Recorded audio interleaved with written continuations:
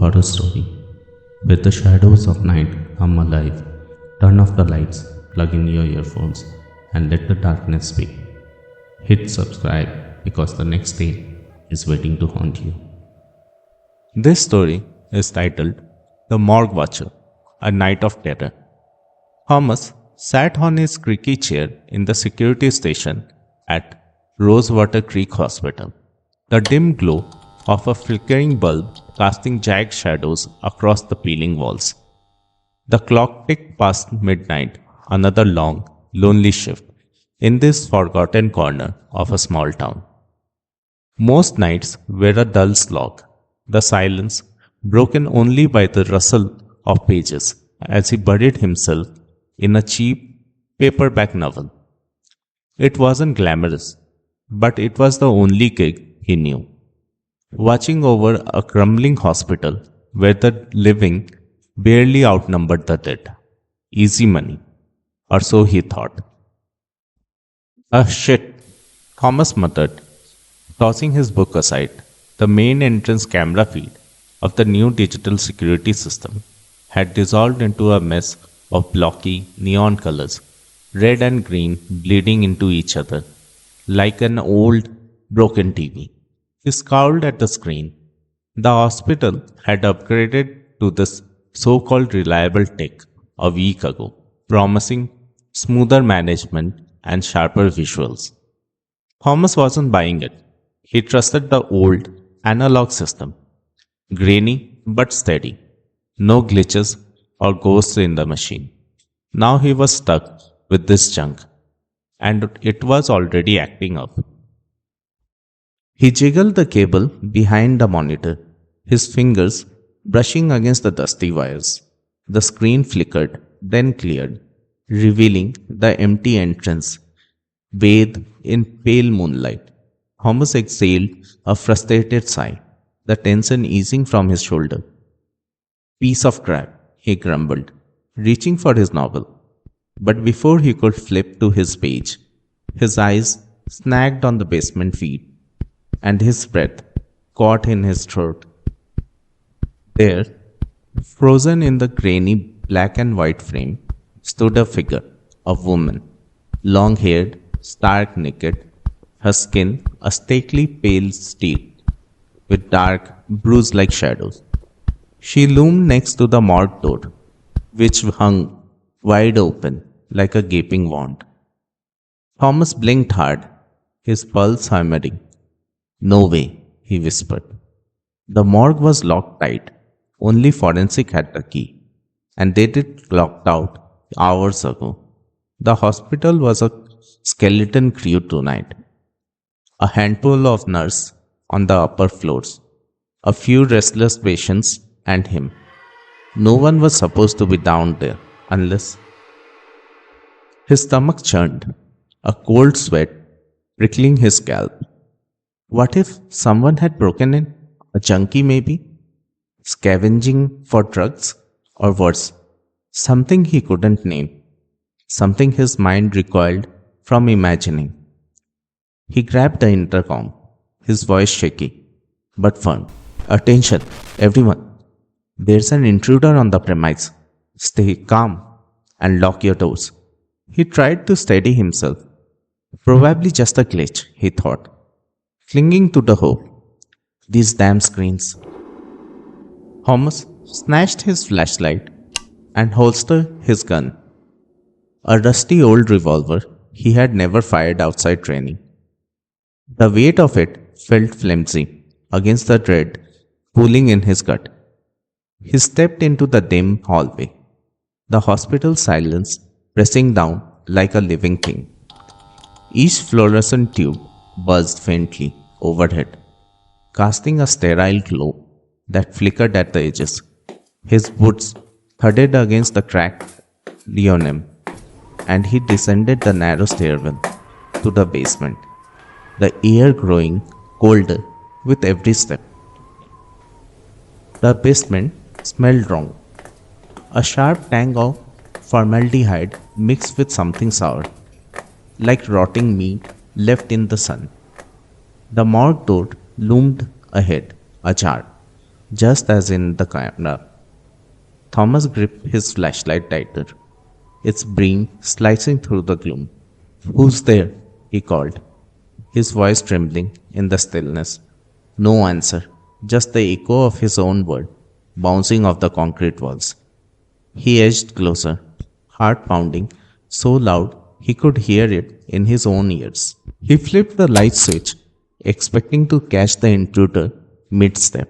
Instead, the harsh fluorescent revealed a nightmare.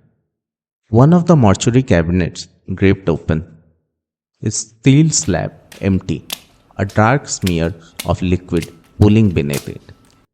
The air turned icy, his breath foggy in front of him. Thomas's mind screamed, "Nobody, no way, this can't be real." And terror crawled up his spine. He bolted, slamming the morgue door shut with a deafening clang, and raced back upstairs, legs burning, lungs gasping for air. He burst into the security station, locking the door behind him with trembling hands. Sweat stung his eyes as he collapsed into the chair, forcing himself to breathe. "I am losing it," he muttered, rubbing his face. "Sleep deprivation? That's all." He dared a glance at the basement feed.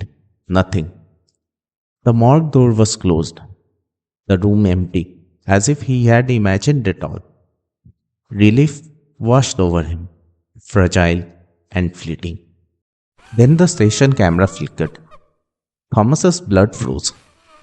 There she was, the woman, standing right outside the door, her pale, bruised skin glowing under the harsh light, her head tilted unnaturally, long hair swaying like tendrils of shadow.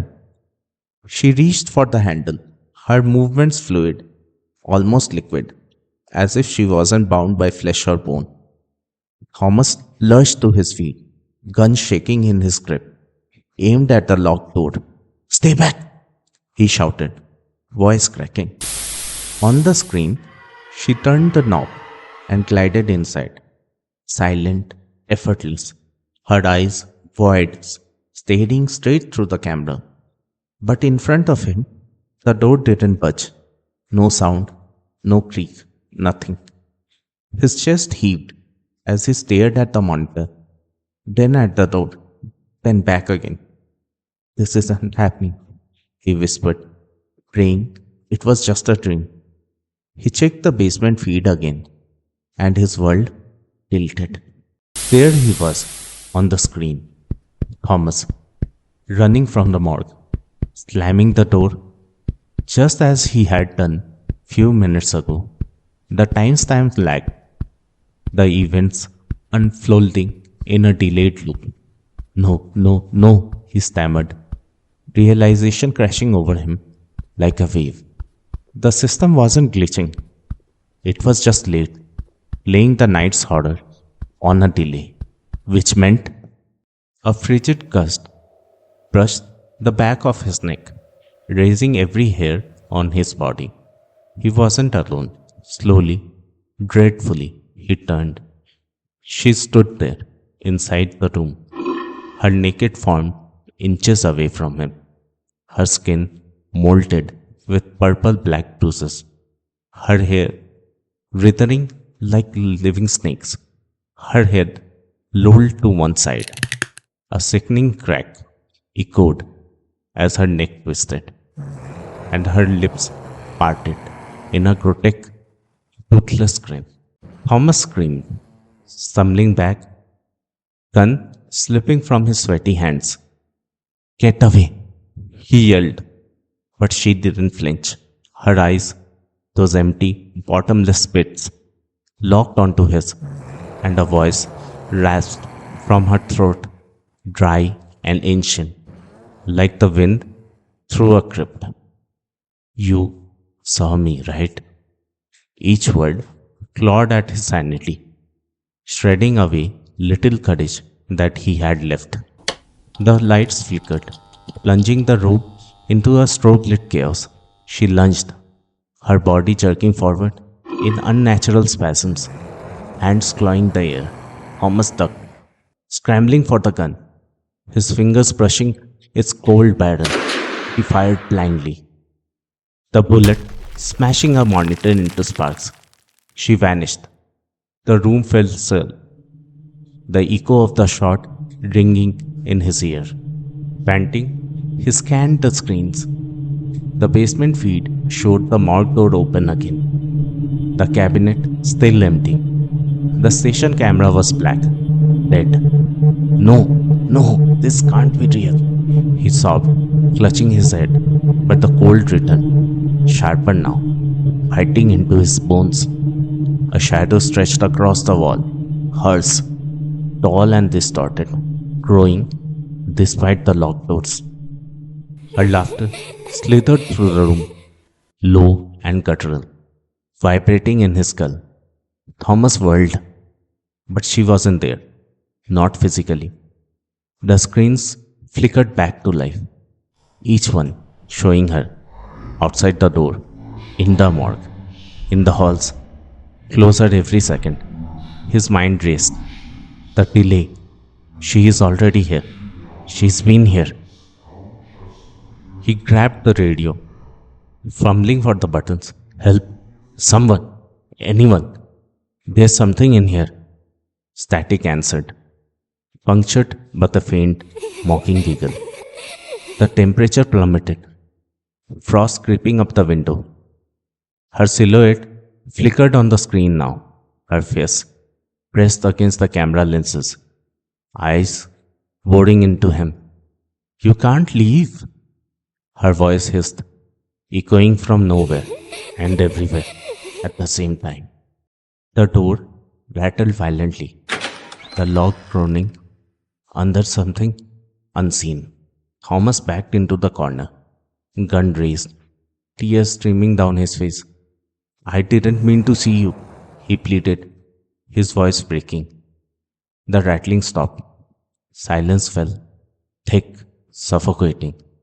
He dared to look at the screens again. They were blank, all black, except for one. The station camera flared back on. There she was, behind him, her reflection clear in the monitor, her cold, dead hands reaching for his shoulder. Thomas spun, firing again. But the bullet hit nothing. The lights died, plunging him into darkness. His scream cut off abruptly, swallowed whole by the void. When the morning shift arrived, the station was empty. Thomas's gun lay on the floor, one bullet missing. The screens dark and lifeless. The morgue cabinet was closed. The body was accounted for, some mad woman, logged as dead 3 days prior. But the staff whispered about a shadow that they had seen in the tapes, a figure no one could explain. At Rosewater Creek, the graveyard shift was never the same again. If you like this kind of story, please like, share, comment, and subscribe to Horror Story.